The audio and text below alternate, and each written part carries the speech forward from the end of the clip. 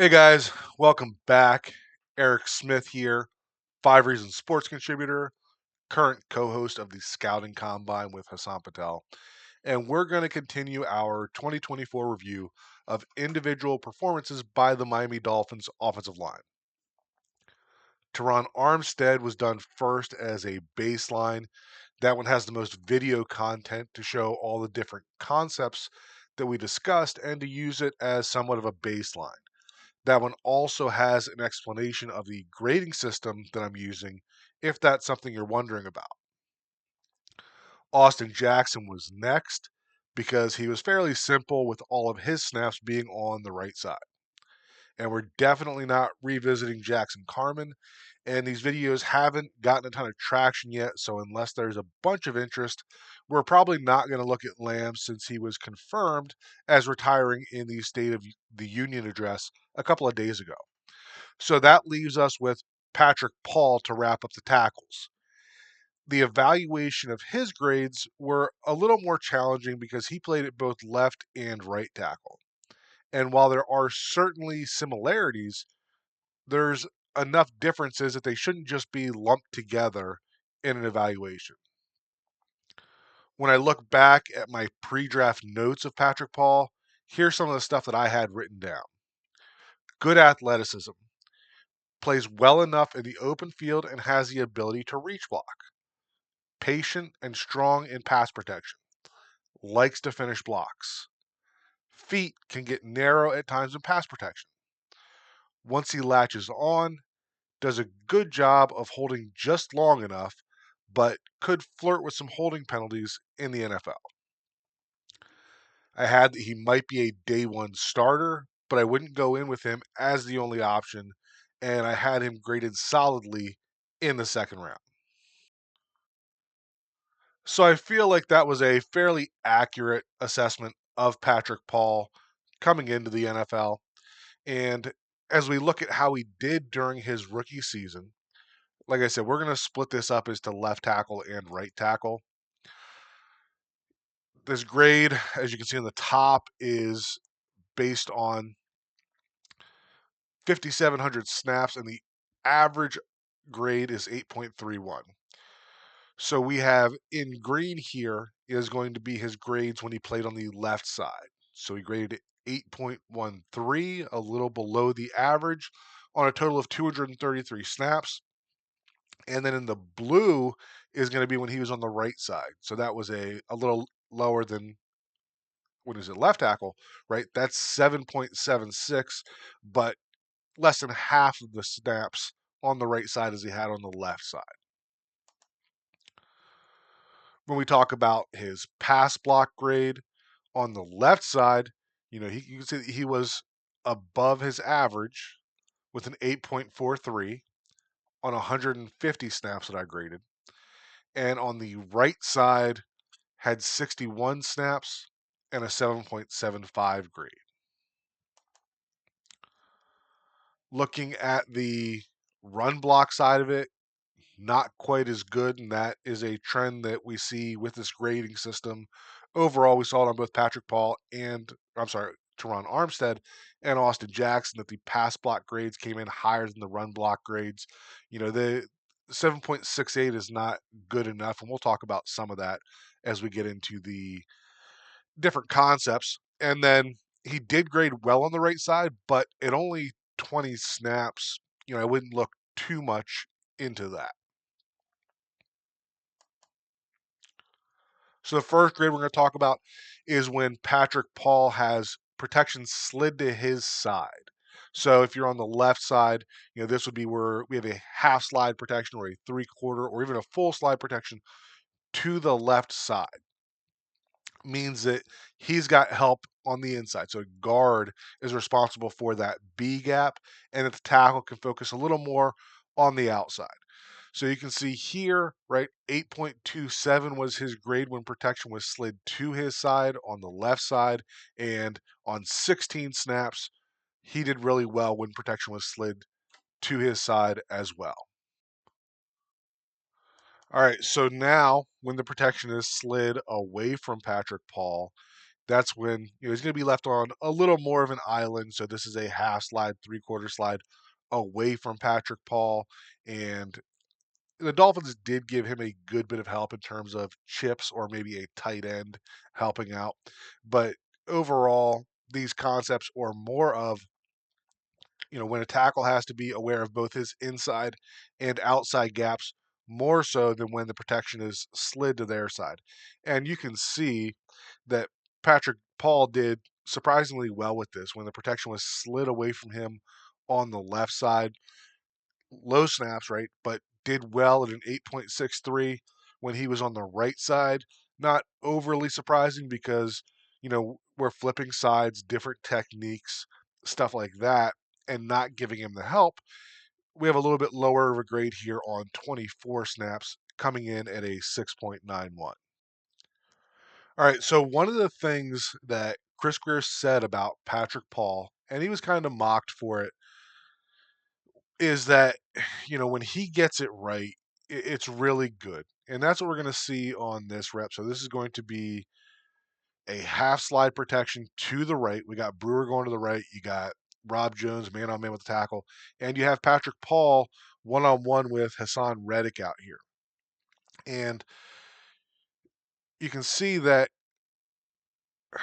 when Reddick gets off the ball, typically if their first contact, right, they get that long arm, the left hand into the chest of the tackle. A lot of times you're going to see tackles that are not capable of setting the anchor, and they're going to get driven directly back into the quarterback. But you can see there that Paul, because of how huge he is, can use some different techniques than what other offensive tackles in the NFL may be able to use, where he is able to absorb or absorb that contact to his chest and still be able to anchor down and not get driven into the quarterback. Now the next step to that is that a lot of people have talked about Patrick Paul and the wide hands, and you see those hands flying to the outside in what is called a clamp technique, right? And we see Teron Armstead doing this all the time and getting away with it. I think that a lot of people in draft evaluation were worried about this, but Patrick Paul does a good job of knowing when to let go of that, right? If this defender starts to get outside of his frame, that's where that holding penalty gets called. But you see the high level offensive tackles all the time in the NFL being able to get the hands out here on the shoulders and not get called for it unless that defender is getting outside of their frame. So, when you talk about Patrick Paul getting it right, this is what we're talking about. Like, he's able to absorb that contact, so he's not going to give up the power rush here. And because of his hand placement and his ability to control the shoulders of the defensive end, right? There is no counter move to get out of this. So, like Chris Grier said, like there's definitely room to improve with Paul, but when he gets it right, it's a really impressive thing to watch. All right, so as we flip back over and we start getting into the run block side of things, you can see that, front side of outside zone. So, green is left side. So this would be outside zone to the left, had 18 snaps, did not grade well, 6.05. And, part of this comes down to only having 18 snaps means that a few poor snaps that we're going to look at some of those contributes a large part of that lower grade. When he was on the right side, they only ran it 2 times, so I'm not going to give a grade for that. But we're going to take a look at a few of the plays on the front side of outside zone when he was on the left side.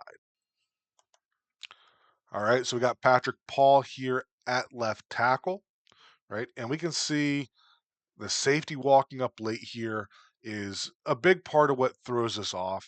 The safety walking up late changes the blocking assignments. So it should be Ingold and Hill through the defensive end up to 23. Should be Paul and Jones through 72 up to 48. And then Brewer is climbing to 39. But you can see that Paul's eyes are still in here on 39, and Brewer is taking that angle as well. And right at that point, you can see Paul is like, oh crap, got the wrong guy. By then, he's too late. So 48 is scraping into the play and making the tackle.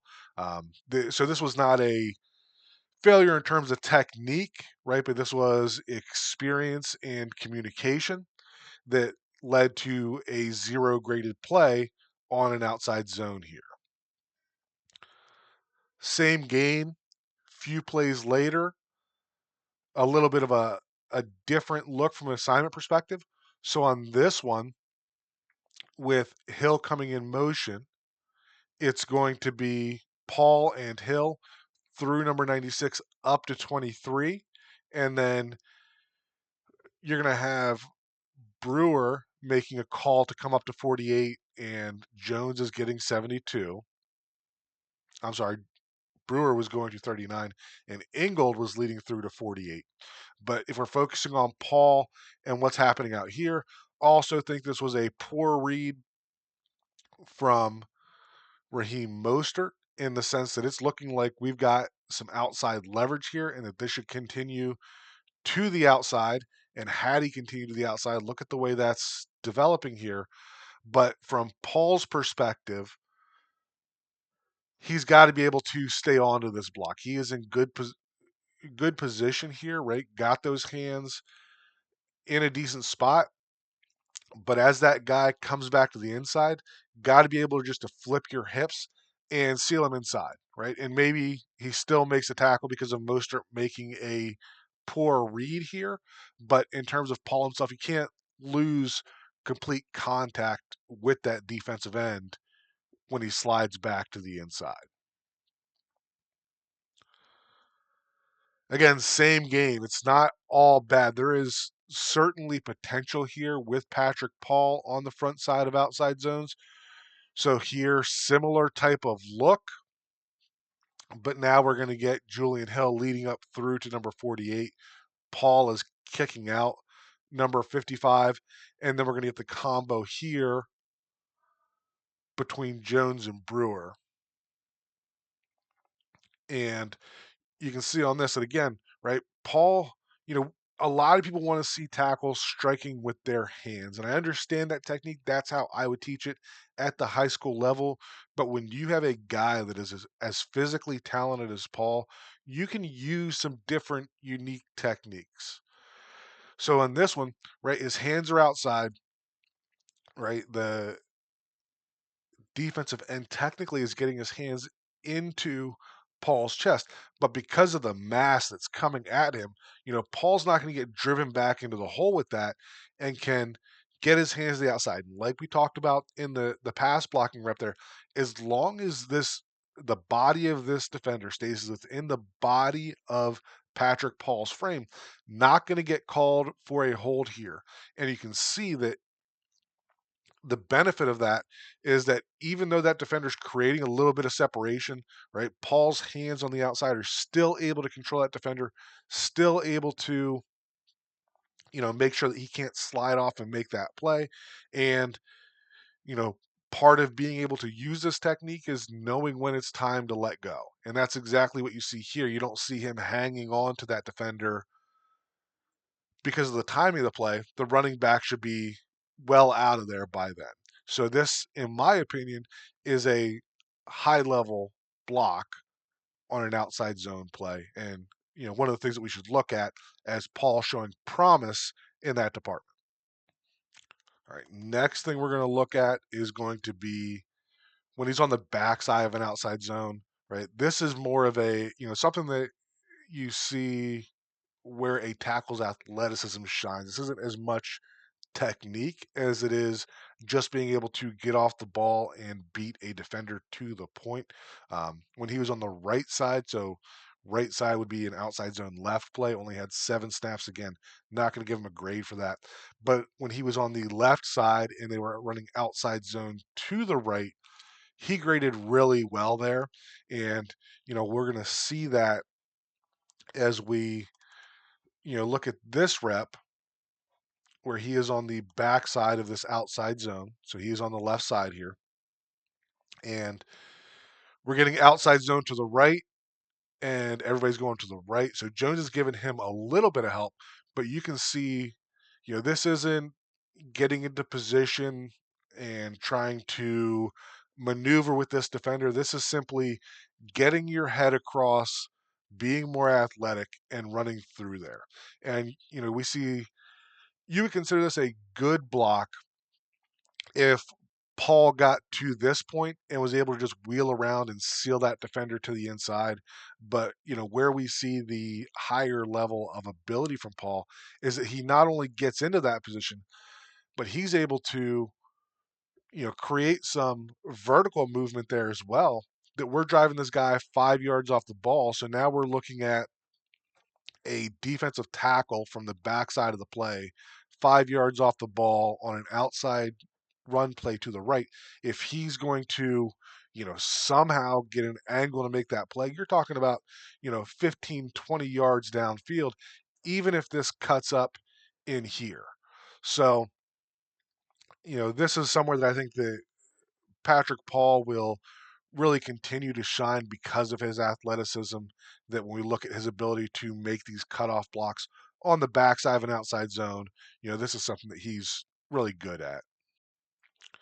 All right. And then the last one that we're going to talk about here is going to be on the front side of an inside zone.